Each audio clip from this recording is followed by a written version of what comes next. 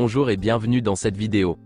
Je vais vous présenter l'actualité du Barça aujourd'hui, en ce jeudi 18 mai 2023.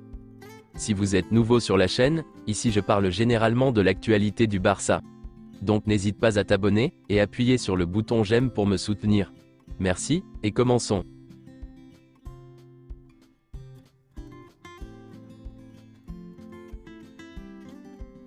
Tout d'abord voici quelques déclarations qu'a fait Pedri, lors d'une interview.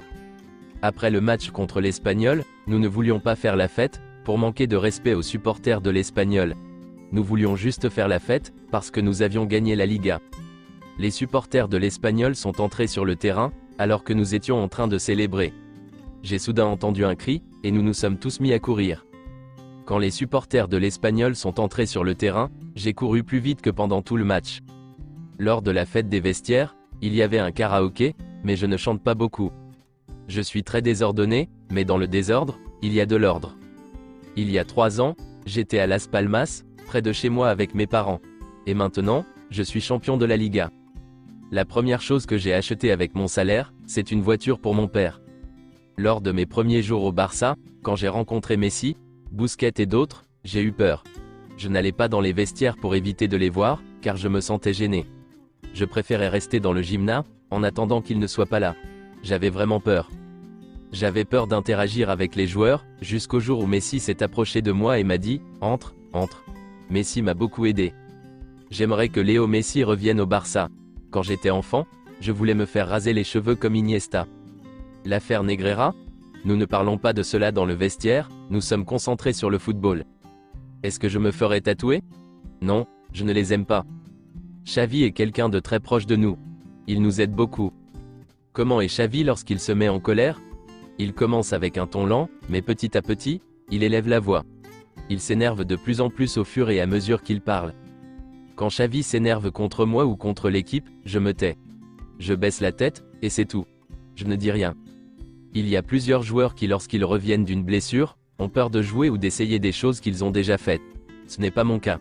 Quand je reviens d'une blessure, je ne me souviens même pas que j'étais blessé. Je me contente de jouer. Parfois, lorsque je marque un but et que je dois le célébrer, je ne sais pas quoi faire comme célébration. Les lecteurs de Marca ont choisi la meilleure équipe du monde. Ronaldo Araujo en fait partie. Xavi veut récompenser Iñaki Peña lors des derniers matchs, mais seulement après que Ter Stegen aura remporté le trophée de Zamora. Le FC Barcelone travaille à l'embauche de Bojan Krkić pour gérer les joueurs de la Masia, susceptibles d'intégrer l'équipe première, afin de gérer l'ensemble du processus. Il fera partie du staff sportif. Bojan n'aura rien à voir avec le marché des transferts, ou quoi que ce soit d'autre. Il n'est pas le bras droit de Deco. Il sera chargé de la gestion des joueurs de la Masia, et les aidera à intégrer l'équipe première. À ce jour, Puyol n'est pas intéressé à rejoindre le conseil d'administration de Barcelone. Il profite de sa vie pour faire d'autres choses. Jordi Alba et Laporta se sont rencontrés hier. Alba a informé Laporta qu'il souhaitait rester au club. Une réduction des salaires n'a pas été évoquée, lors de la réunion entre Laporta et Jordi Alba. Selon Sport, le FC Barcelone s'intéresse à Rafael Veiga.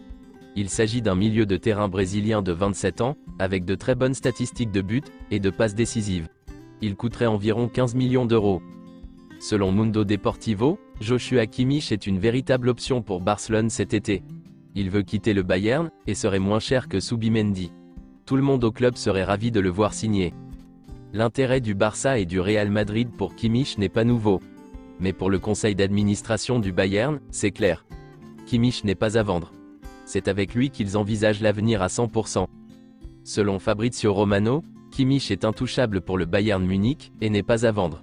Il est considéré comme un élément important du projet du Bayern.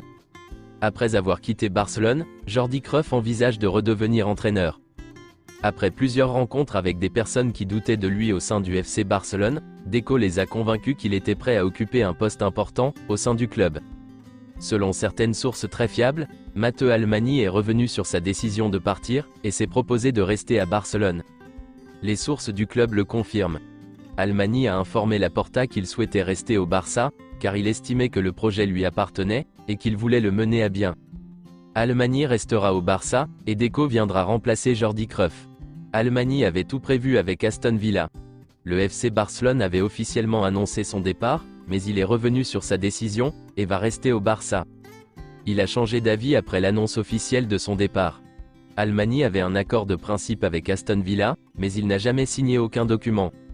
La décision de Matteo Almani n'a rien à voir avec le départ de Jordi Cruyff.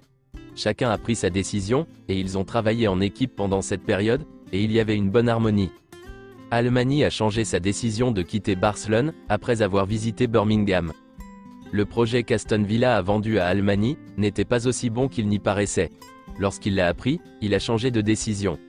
Le FC Barcelone a proposé à Almani de renouveler son contrat jusqu'en 2026. Son contrat actuel expire en 2024. C'est tout pour aujourd'hui, et merci d'avoir suivi la vidéo. Mettez un j'aime si la vidéo vous a plu, et n'hésitez pas à vous abonner, pour ne pas manquer les prochaines vidéos. Merci et à bientôt.